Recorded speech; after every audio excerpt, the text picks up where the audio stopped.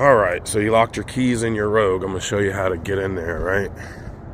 I use an airbag. You can get one of these at like Home Depot or Lowe's or what was another one I got it at? I can't remember, but you slide it in through the door. If you don't have an airbag, you can use a wood wedge or a plastic wedge, like a little door stopper or something. If you got one of these bags, just slide it in and pump it up.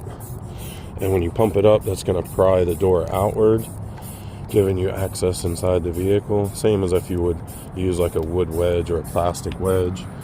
And then you're going to need a metal rod.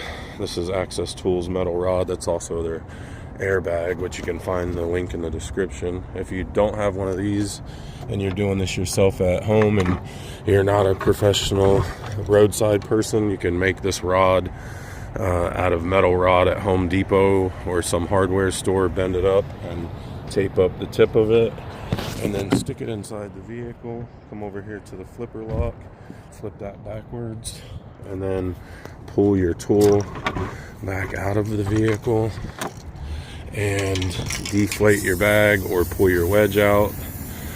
And you can see it doesn't damage the vehicle. The door doesn't stay bent or anything like that. It's pretty simple and easy, and then open it right up. Hey guys, well, if this video helped you out, please subscribe to my channel. That really helps the algorithm. Give it a thumbs up, which also helps me out. It's kind of like a way of tipping me or saying thanks or something, you know, for helping you out. So I appreciate it, and you'll see me on the next video. Bye.